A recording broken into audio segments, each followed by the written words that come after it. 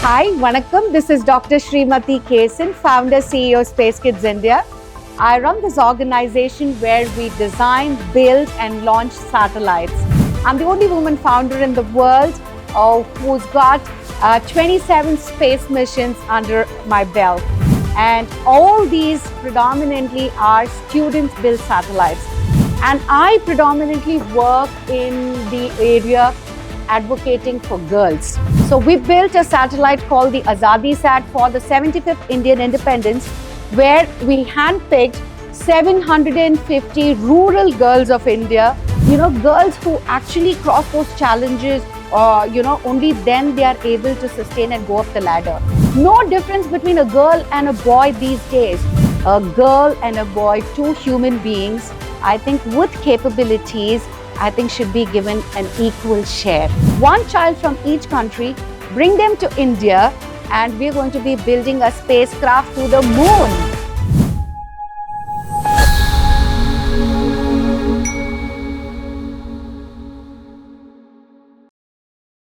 Welcome to St. Joseph's Kalvi. Myself, Yashwant. Space are not something far away anymore. We have with us a guest who's gonna illuminate about how young minds can explore anything above the sky. Ma'am, can you just introduce yourself? I have been inspired by your profile and I want others to get inspired. Hi, Vanakkam. This is Dr. Srimathy Kesan, founder CEO Space Kids India. I run this organization where we design, build, and launch satellites. I'm the only woman founder in the world who's got 27 space missions under my belt. And all these predominantly are student-built satellites. I handpicked a team when they were in their 8th and 9th grade, and they just walked with me for the last 10 years. And these are the wonderful things that we built in space. Ma'am, can you just explain about how space is conquerable? Space is conquerable. Conquer is a term where we use for wars and everything. So I would refrain from using that word, but I would love to say that, we are in a position to go to space, to learn what is in space, to explore in space, because that's very important. People say that, we are 60 years behind the superpowers, the so-called superpowers like Russia and America. Well, now the race is with China also. So India, I'm so proud to say that in spite of the budgets, we've got 1/10 of NASA's budgets. So in spite of all that, we are trailblazers with regards to space. We've done the landing. The recent Chandrayaan-3 is a testimony to that, where we have, landed close to the South Pole.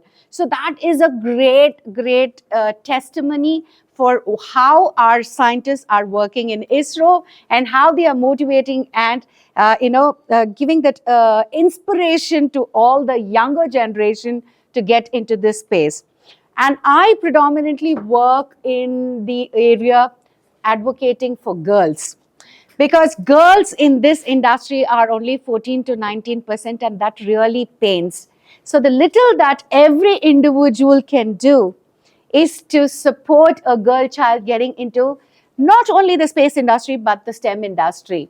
So we built a satellite called the Azadi Sat for the 75th Indian independence, where we handpicked 750 rural girls of India from Kashmir to Kanyakumari, taught them the nuances of building a payload, what is a spacecraft, satellite, rocket, everything, whatever we could do. And we taught them a little bit of coding also, and we built a satellite called the Azadi Sat and launched it on the 10th of February 2023. Ma'am, as of you were telling about the young minds, could you explain the various ways that the young minds could explore the space program? I would say right from, they were born, parents can just sit with them, talk about stories. Then slowly they can move into pencil sketches, coloring, drawing, then clay models, and then subsequently build small Lego toys and then they can step into understanding the nuances of basic physics, because physics and math. Yesterday I was invited to Delhi by the Prime Minister's office, where we had the opportunity to meet with a NASA astronaut, Mike Messimino, and he was the person who did the longest spacewalk. So if children are exposed to seeing somebody like that, because seeing is believing. So when children can see some inspirational people like that, then I think you get to learn stories about them, you backtrack, and I think that's how you start getting into this industry. Then of course you brainstorm, think out of the box, and create something that is sustainable, that can go up in space. Ma'am, can you just tell us about your upcoming missions? So our upcoming mission is Mission Shakti Sat, where we are bringing in 108 countries together, and 108 girl children from each of these countries, teaching them the nuances of building a satellite. And from there, so which is 12,000 girls. So imagine the entire globe is going to have, like, coming together and learning about space at an age between 14 to 18 years. So we love to catch them young.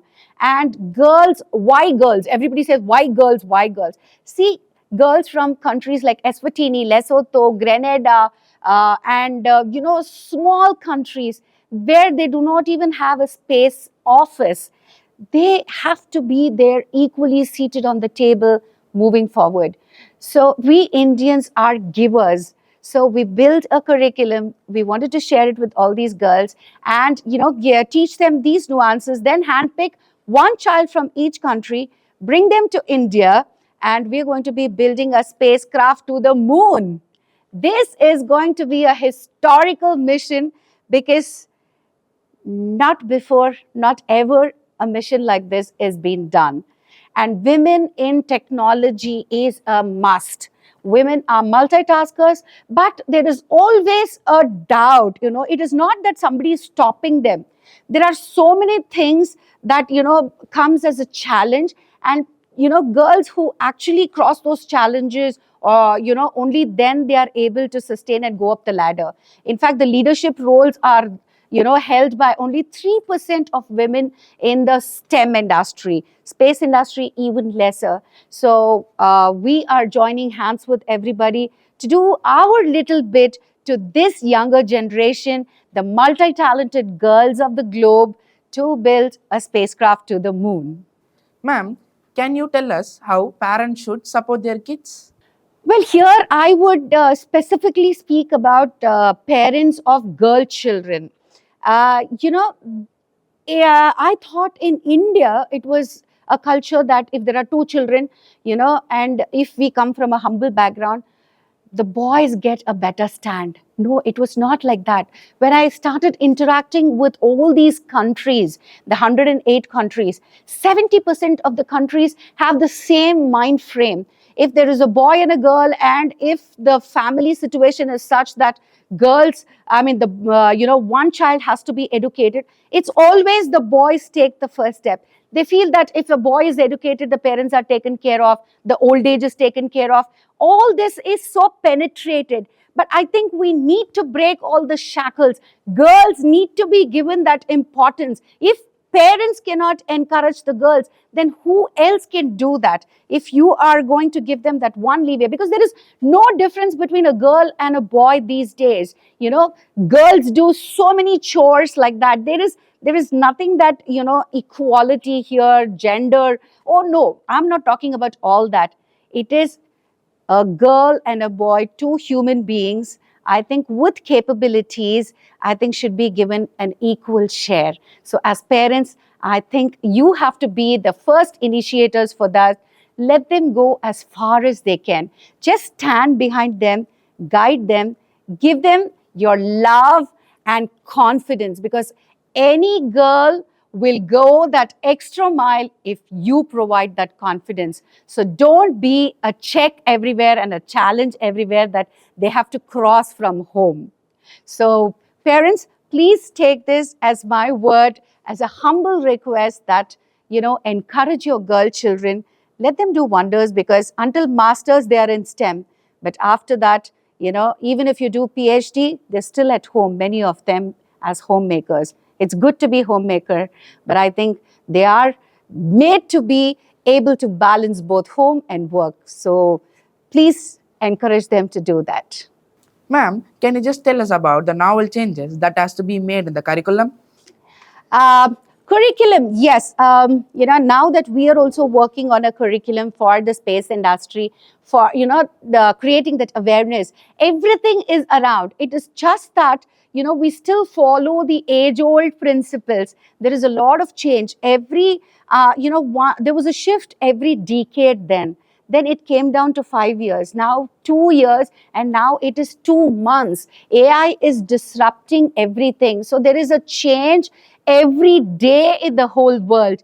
So it is more than the textbooks. I think children need to be given that awareness globally, what's happening, and that needs to be discussed in the classroom, be it any subject, be it mechanical, because the 3D printing, adhesive manufacturing, and everything is coming to vogue, and more than metal printing, wooden printing. So there is so much of change. So all this is not in the curriculum and in the textbooks. And if we do not go past with the change, then I think our children will be left behind. And India is considered to be the brain of the globe. So we need to equip our children, give them that courage and give them that knowledge that they can really go and survive anywhere in the world. It was wonderful meeting with you, ma'am. Let's connect. Thank you. Sure, sure. Good luck.